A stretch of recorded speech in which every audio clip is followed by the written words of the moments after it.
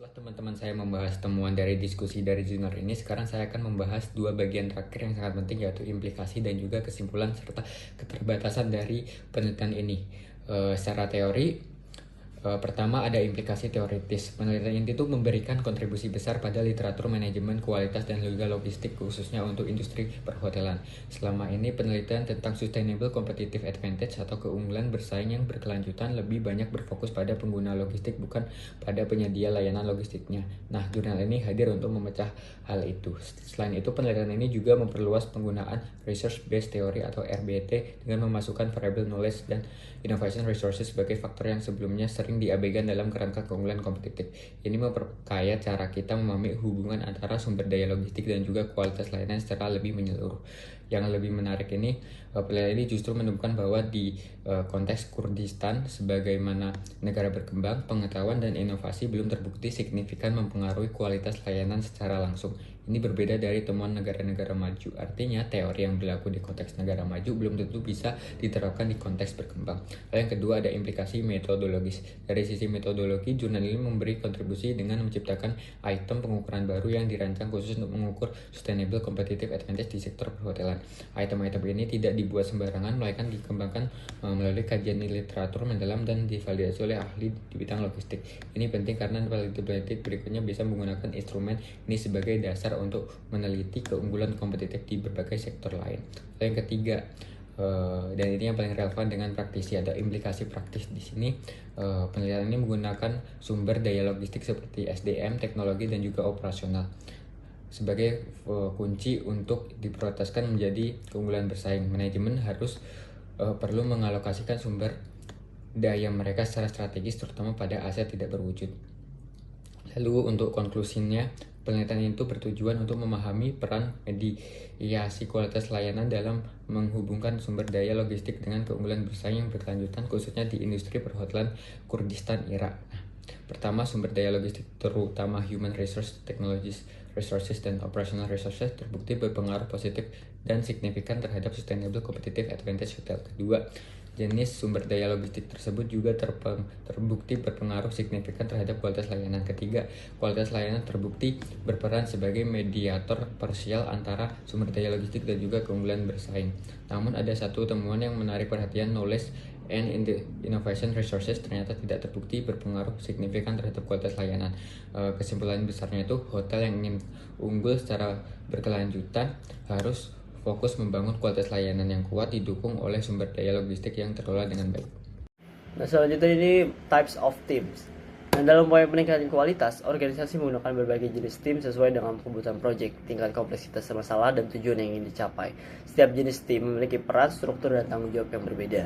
Nah, tim ini dibentuk untuk meningkatkan efektivitas pemecahan masalah, perbaiki proses kerja, meningkatkan pelayanan pelanggan, serta mendukung pencapaian tujuan organisasi.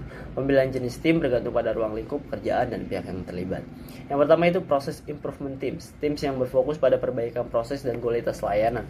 Bertugas mengidentifikasi peluang perbaikan, menganalisis data, mengusulkan solusi, dan mengimplementasikan perubahan menggunakan alat kualitas serta siklus PDCA.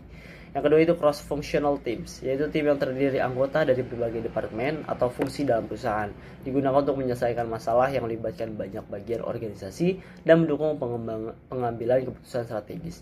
Yang ketiga itu tiger teams, ini tim khusus yang dibentuk untuk menyelesaikan masalah tertentu dalam waktu singkat, bersifat sementara, bekerja secara intensif, dan fokus pada hasil yang cepat. Yang keempat itu natural work groups. Ini tim yang dibentuk berdasarkan produk, pelanggan, dan layanan tertentu. Tujuannya meningkatkan fokus pada kebutuhan pelanggan, mempercepat respon pasar, dan memperbaiki komunikasi. Yang kelima itu self-directed work teams. Ini tim yang bekerja secara mandiri dengan sedikit pengawasan manajemen. Little S itu berwenang mengidentifikasi dan menjalankan proyek perbaikan. Dan Big S itu mengelola berbagai fungsi organisasi secara mandiri tanpa struktur manajemen tradisional. Yang keenam itu virtual teams, tim yang anggotanya berada di lokasi yang berbeda dan bekerja melalui teknologi digital seperti video conference, internet, dan aplikasi collaboration.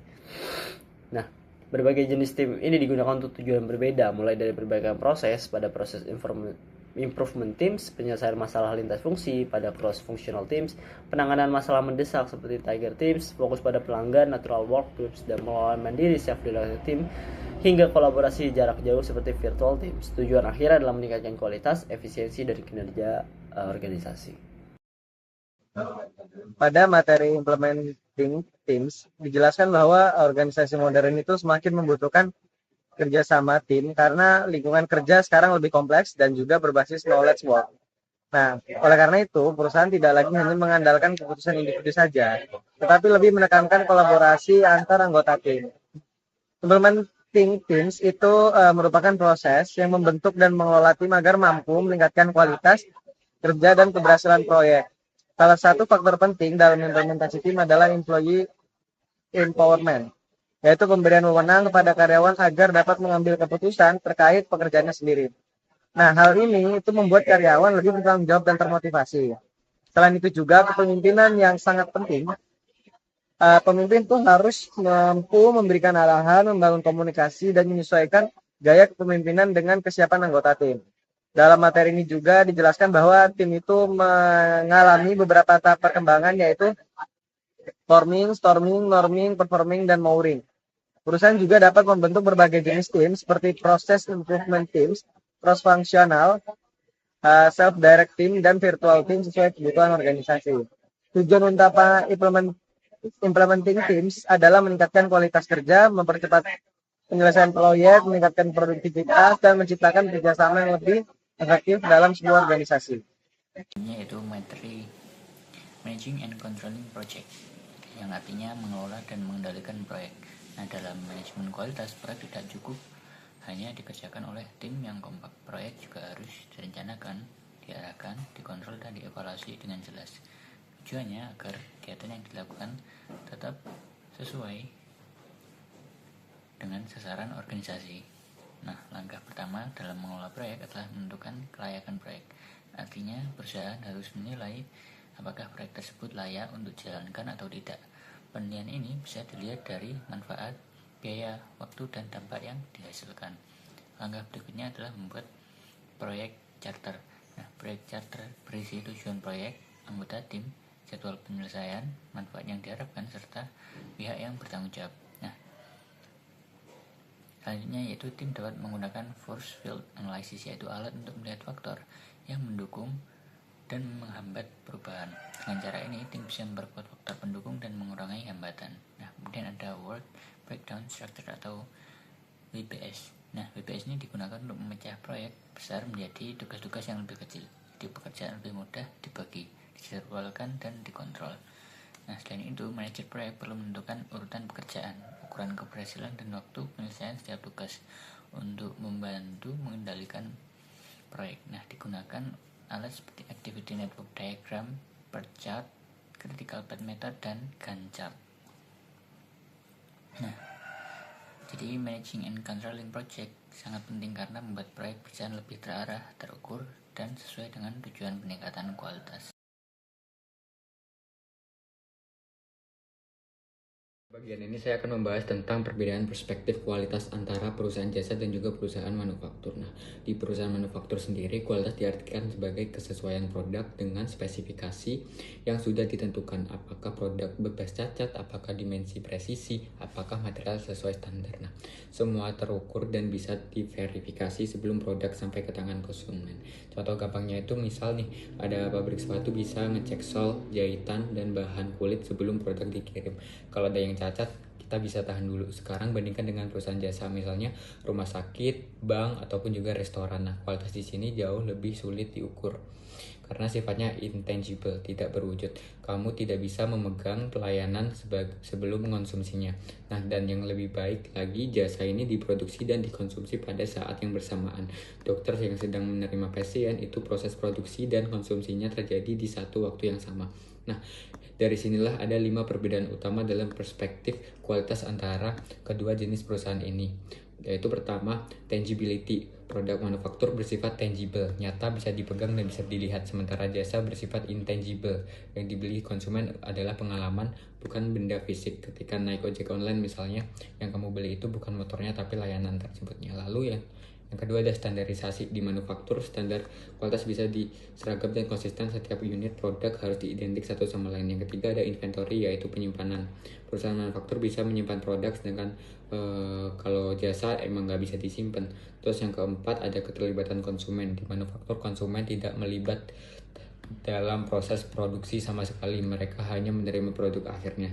Sedangkan jasa ini konsumen adalah bagian aktif dari proses produksi itu sendiri. Lalu yang bagian kelima, cara pengukuran kualitas. Nah, manufaktur gunakan metrik yang objektif dan juga terukur, defect rate, toleransi dimensi, hasil uji material, dan sebagainya. Lalu yang ketiga, implikasi untuk manajemen kualitas. Di manufaktur, fokus manajemen kualitas ada di proses produksi, inspeksi bahan baku, kontrol lini produksi, dan juga uji akhir sebelum produk ini keluar dari pabrik. Kalau ada cacat, produk bisa ditarik atau diperbaiki sebelum sampai ke konsumen. Tapi di jasa, cacat langsung dirasakan oleh pelanggan saat itu juga. Tidak ada kesempatan untuk recall seperti produk fisik. Jadi untuk merangkum semua yang sudah kita bahas di sini, kualitas ini memang konsep yang universal, tapi cara memandang, mengukur, dan mengelola sangat berbeda tergantung apakah kita berada di industri manufaktur atau jasa. Pada casual foods market, perusahaan itu menerapkan praktik membagikan data performa tim kepada seluruh karyawan. Nah, menurut saya langkah ini tuh cukup efektif karena dapat meningkatkan transparansi dan akuntabilitas dalam organisasi. Dengan adanya keterbukaan data performa, setiap tim itu bisa mengetahui pencapaian mereka dibandingkan tim lain. Nah, hal-hal seperti ini membuat anggota itu lebih termotivasi untuk meningkatkan kualitas kerja dan memberikan kontribusi yang lebih baik bagi perusahaan. Nah, praktik seperti ini juga mendukung employee empowerment karena karyawan merasa dilibatkan dalam pencapaian tujuan organisasi. Namun, sistem seperti ini juga memiliki resiko seperti persaingan yang terlalu tinggi antar tim. Nah, jika tidak dikelola dengan baik, kompetisi dapat menyebabkan konflik, individualisme, dan berkurangnya kerjasama antar bagian. Meskipun demikian, saya pribadi percaya bahwa kompetisi yang sehat justru dapat meningkatkan produktivitas dan inovasi selama perusahaan tetap menanamkan budaya teamwork dan tujuan bersama.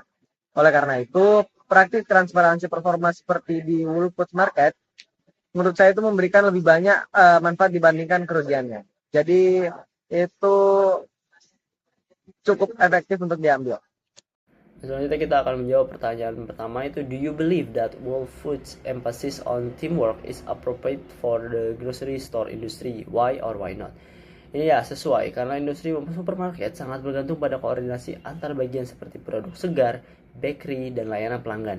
Dengan teamwork, komunikasi menjadi lebih baik, karyawan lebih bertanggung jawab terhadap hasil kerja, serta pelayanan kepada pelanggan dapat meningkat. Selain itu, keterlibatan tim dalam perekrutan dan pengambilan keputusan membantu menciptakan lingkungan kerja yang lebih kompak dan produktif. Menjawab pertanyaan nomor 3, would you enjoy working on a team at the Whole Food way or why not? Nah, jawabannya mungkin kami akan menikmati bekerja di tim Whole Food karena sistem kerja di perusahaan tersebut memberikan kesempatan kepada karyawan untuk terlihat secara langsung dalam pengambilan keputusan. Nah, dalam kasus Whole Food, setiap toko terdiri dari beberapa tim yang mengelola apartemen masing-masing. Nah, seperti bagian produk segar, bakery, dan kebutuhan lainnya. Setiap tim memiliki pemimpin, target, serta pertemuan rutin untuk membahas masalah dan meningkatkan kinerja. Nah, menurut kami, sistem ini menarik karena karyawan tidak hanya dianggap sebagai pekerja yang menjalankan perintah, tapi juga sebagai bagian penting dari tim. Bahkan dalam proses penerimaan karyawan baru, tim memiliki hak untuk memberi suara apakah seorang layak menjadi anggota tetap atau tidak. Nah, hal ini menunjukkan bahwa kerjasama benar-benar diterapkan dalam budaya perusahaan. Nah, selain itu, Whole Foods juga membuka data kinerja tim seperti sales, penjualan, dan pencapaian masing-masing departemen. Data ini bisa membuat karyawan lebih termotivasi untuk meningkatkan kualitas layanan, produktivitas, dan keuntungan.